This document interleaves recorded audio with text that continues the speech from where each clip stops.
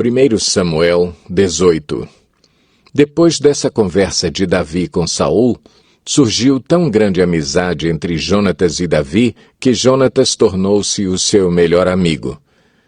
Daquele dia em diante, Saul manteve Davi consigo e não o deixou voltar à casa de seu pai. E Jonatas fez um acordo de amizade com Davi, pois se tornara o seu melhor amigo. Jonatas tirou o manto que estava vestindo e o deu a Davi, com sua túnica e até sua espada, seu arco e seu cinturão.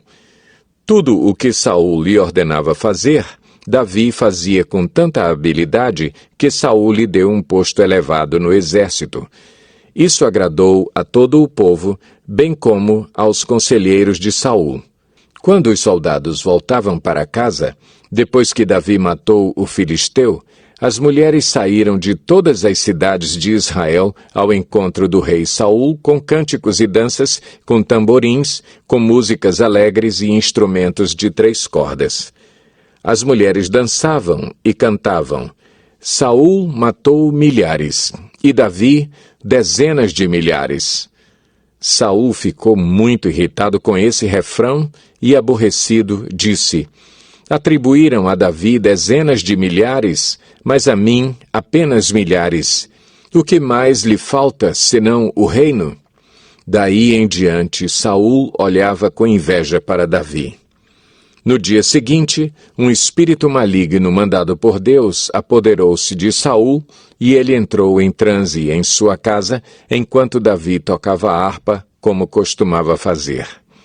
Saul estava com uma lança na mão e a atirou, dizendo: encravarei Davi na parede. Mas Davi desviou-se 2 vezes. Saul tinha medo de Davi porque o Senhor o havia abandonado e agora estava com Davi. Então afastou Davi de sua presença e deu-lhe o comando de uma tropa de 1000 soldados que Davi conduzia em suas campanhas. Ele tinha êxito em tudo o que fazia, pois o Senhor estava com ele. Vendo isso, Saul teve muito medo dele. Todo o Israel e todo o Judá, porém, gostavam de Davi, pois ele os conduzia em suas batalhas. Saul disse a Davi: aqui está a minha filha mais velha, Merabe. Eu a darei em casamento a você. Apenas sirva-me com bravura e lute as batalhas do Senhor. Pois Saul pensou: não o matarei. Deixo isso para os filisteus. Mas Davi disse a Saul: quem sou eu e o que é minha família ou o clã de meu pai em Israel para que eu me torne genro do rei? Por isso, quando chegou a época de Merabe, a filha de Saul, ser dada em casamento a Davi, ela foi dada a Adriel de Meolá. Mical, a outra filha de Saul, gostava de Davi. Quando disseram isso a Saul, ele ficou contente e pensou: eu a darei a ele para que lhe sirva de armadilha, fazendo-o cair nas mãos dos filisteus. Então Saul disse a Davi: hoje você tem uma segunda oportunidade de tornar-se meu genro. Então Saul ordenou aos seus conselheiros que falassem em particular com Davi, dizendo: o rei está satisfeito com você e todos os seus conselheiros o estimam. Torne-se agora seu genro. Quando falaram com Davi, ele disse: vocês acham que tornar-se genro do rei é fácil? Sou homem pobre e sem recursos. Quando os conselheiros de Saul lhe contaram o que Davi tinha dito, Saul ordenou que dissessem a Davi: o rei não quer outro preço pela noiva, além de 100 prepúcios de filisteus, para vingar-se de seus inimigos. O plano de Saul era que Davi fosse morto pelos filisteus. Quando os conselheiros falaram novamente com Davi, ele gostou da ideia de tornar-se genro do rei. Por isso, antes de terminar o prazo estipulado, Davi e seus soldados saíram e mataram 200 filisteus. Ele trouxe os prepúcios e apresentou-os ao rei para que se tornasse seu genro. Então Saul lhe deu em casamento sua filha Mical. Quando Saul viu claramente que o Senhor estava com Davi e que sua filha Mical o amava, temeu-o ainda mais e continuou seu inimigo pelo resto de sua vida. Os comandantes filisteus continuaram saindo para a batalha, e todas as vezes que o faziam, Davi tinha mais habilidade do que os outros oficiais de Saul, e assim tornou-se ainda mais famoso. 1 Samuel 19. Saul falou a seu filho Jonatas e a todos os seus conselheiros sobre a sua intenção de matar Davi. Jonatas, porém, gostava muito de Davi e o alertou. Meu pai está procurando uma oportunidade para matá-lo. Tenha cuidado amanhã cedo. Vá para um esconderijo e fique por lá. Sairei e ficarei com meu pai no campo onde você estiver. Falarei a ele sobre você e, depois, contarei a você o que eu descobrir. Jonatas falou bem de Davi a Saul, seu pai, e lhe disse: que o rei não faça mal a seu servo Davi. Ele não lhe fez mal nenhum. Ao contrário, o que ele fez trouxe grandes benefícios ao rei. Ele arriscou a vida quando matou o filisteu. O Senhor trouxe grande vitória para todo o Israel. Tu mesmo viste tudo e ficaste contente. Por que, então, farias mal a um inocente como Davi, matando-o sem motivo? Saul atendeu a Jonatas e fez este juramento: juro pelo nome do Senhor que Davi não será morto. Então Jonatas chamou Davi e lhe contou a conversa toda.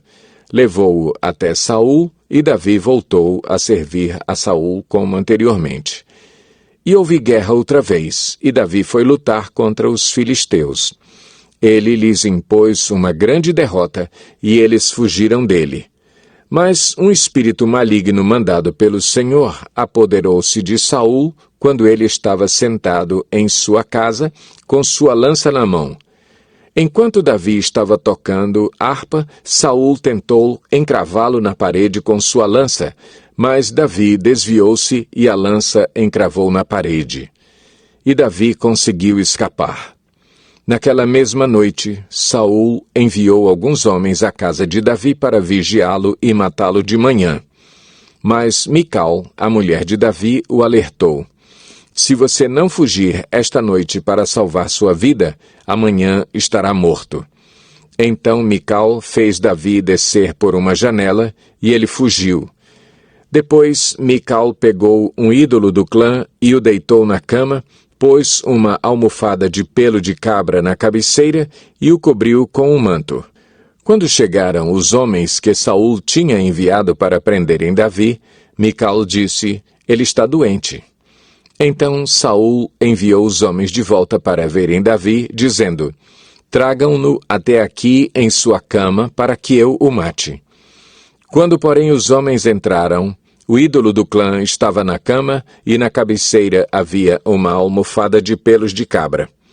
Saul disse a Mical: por que você me enganou desse modo e deixou que o meu inimigo escapasse? Ela lhe respondeu: ele me disse que o deixasse fugir, senão me mataria. Depois que fugiu, Davi foi falar com Samuel em Ramá e lhe contou tudo o que Saul lhe havia feito. Então ele e Samuel foram a Naiote e ficaram lá. E Saul foi informado: Davi está em Naiote, em Ramá, disseram-lhe. Então Saul enviou alguns homens para capturá-lo. Todavia, quando viram um grupo de profetas profetizando, dirigidos por Samuel, o Espírito de Deus apoderou-se dos mensageiros de Saul, e eles também entraram em transe. Contaram isso a Saul, e ele enviou mais mensageiros, e estes também entraram em transe. Depois mandou um terceiro grupo, e eles também entraram em transe. Finalmente ele mesmo foi para Ramá. Chegando à grande cisterna do lugar chamado Seco, perguntou onde estavam Samuel e Davi, e lhe responderam: em Naiote de Ramá. Então Saul foi para lá. Entretanto, o Espírito de Deus apoderou-se dele, e ele foi andando pelo caminho, em transe, até chegar a Naiote. Despindo-se de suas roupas, também profetizou na presença de Samuel, e, despido, ficou deitado todo aquele dia e toda aquela noite. Por isso o povo diz: está Saul também entre os profetas? 1 Samuel 20. Depois Davi fugiu de Naiote em Ramá, foi falar com Jonatas e lhe perguntou: o que foi que eu fiz? Qual é o meu crime? Qual foi o pecado que cometi contra seu pai para que ele queira tirar a minha vida? Nem pense nisso, respondeu Jonatas. Você não será morto. Meu pai não fará coisa alguma sem antes me avisar, seja importante ou não. Por que ele iria esconder isso de mim? Não é nada disso. Davi, contudo, fez um juramento e disse: seu pai sabe muito bem que eu conto com a sua simpatia. E pensou: Jonatas não deve saber disso para não se entristecer. No entanto, eu juro pelo nome do Senhor e por sua vida que estou a um passo da morte. Jonatas disse a Davi: eu farei o que você achar necessário. Então disse Davi: amanhã é a festa da lua nova, e devo jantar com o rei. Mas deixe que eu vá esconder-me no campo até o final da tarde de depois de amanhã. Se seu pai sentir minha falta, diga-lhe: Davi insistiu comigo que lhe permitisse ir a Belém, sua cidade natal, por causa do sacrifício anual que está sendo feito lá por todo o seu clã. Se ele disser: está bem, então seu servo estará seguro. Se ele, porém, ficar muito irado, você pode estar certo de que está decidido a me fazer mal. Mas seja leal ao seu servo, porque fizemos um acordo perante o Senhor. Se sou culpado, mate-me você mesmo.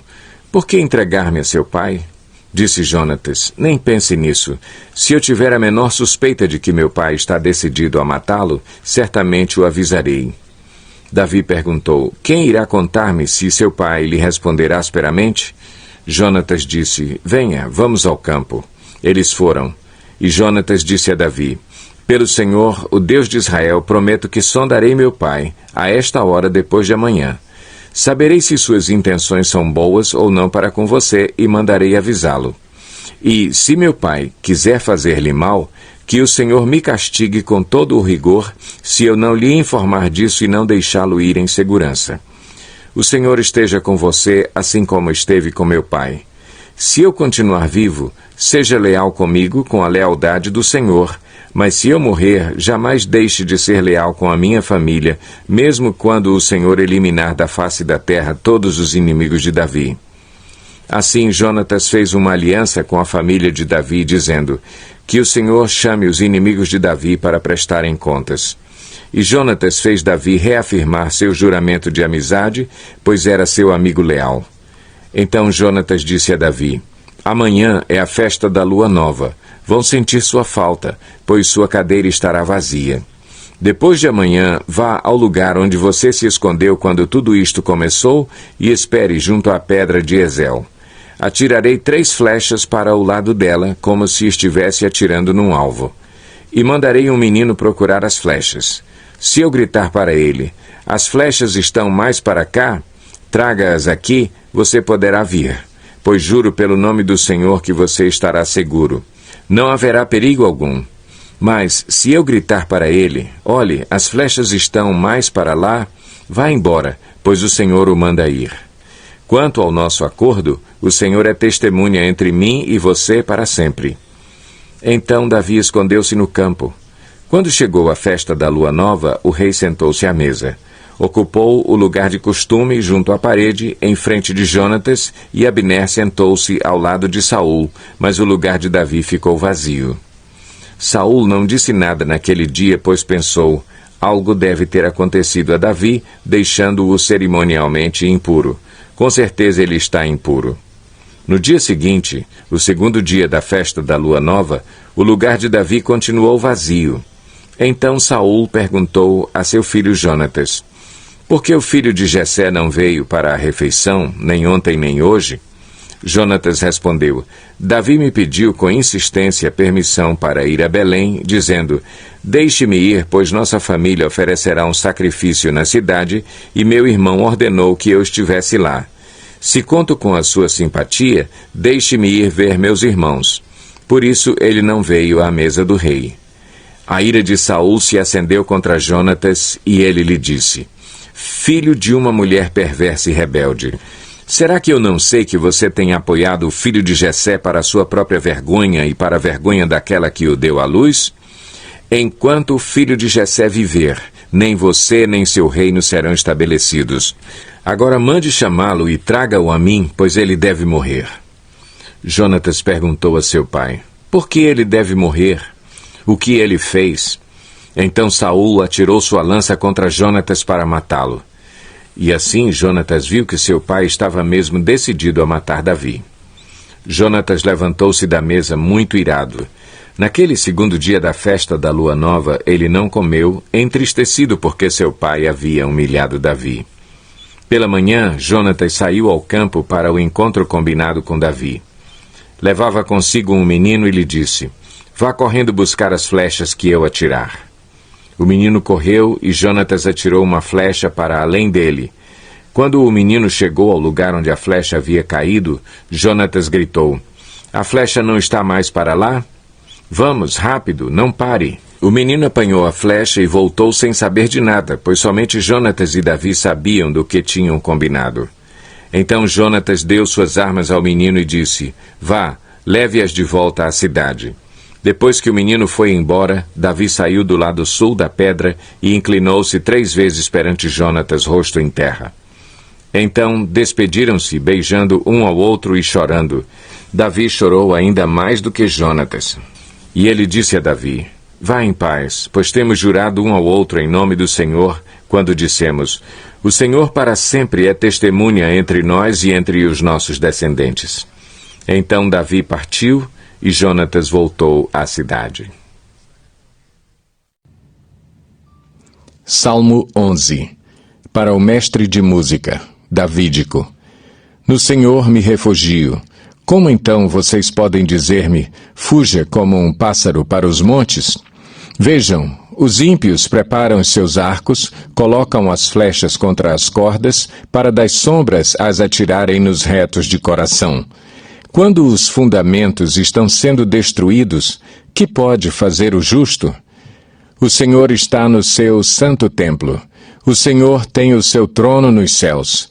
Seus olhos observam, seus olhos examinam os filhos dos homens.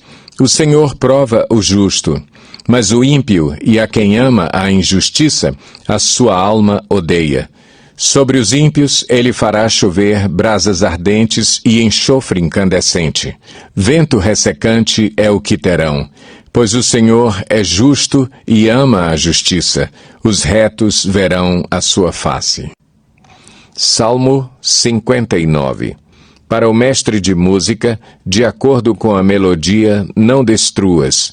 Poema epigráfico davídico, quando Saul enviou homens para vigiarem a casa de Davi, a fim de matá-lo. Livra-me dos meus inimigos, ó Deus. Põe-me fora do alcance dos meus agressores. Livra-me dos que praticam o mal e salva-me dos assassinos. Vê como ficam à minha espreita. Homens cruéis conspiram contra mim, sem que eu tenha cometido qualquer delito ou pecado, ó Senhor. Mesmo eu não tendo culpa de nada, eles se preparam às pressas para atacar-me. Levanta-te para ajudar-me. Olha para a situação em que me encontro. Ó Senhor, Deus dos exércitos, ó Deus de Israel, desperta para castigar todas as nações. Não tenhas misericórdia dos traidores perversos. Eles voltam ao cair da tarde, rosnando como cães e rondando a cidade. Vê que ameaças saem de suas bocas. Seus lábios são como espadas, e dizem: quem nos ouvirá? Mas tu, Senhor, vais rir deles, caçoarás de todas aquelas nações. Ó tu, minha força, por ti vou aguardar. Tu, ó Deus, és o meu alto refúgio. O meu Deus fiel virá ao meu encontro e permitirá que eu triunfe sobre os meus inimigos. Mas não os mates, ó Senhor, nosso escudo, senão o meu povo o esquecerá. Em teu poder faze-os vaguearem e abate-os. Pelos pecados de suas bocas, pelas palavras de seus lábios, sejam apanhados em seu orgulho. Pelas maldições e mentiras que pronunciam, consome-os em tua ira, consome-os até que não mais existam. Então se saberá até aos confins da terra que Deus governa Jacó. Eles voltam ao cair da tarde, rosnando como cães e rondando a cidade. À procura de comida perambulam e, se não ficam satisfeitos, uivam. Mas eu cantarei louvores à tua força, de manhã louvarei a tua fidelidade, pois tu és o meu alto refúgio, abrigo seguro nos tempos difíceis. Ó minha força, canto louvores a ti. Tu és, ó Deus, o meu alto refúgio, o Deus que me ama.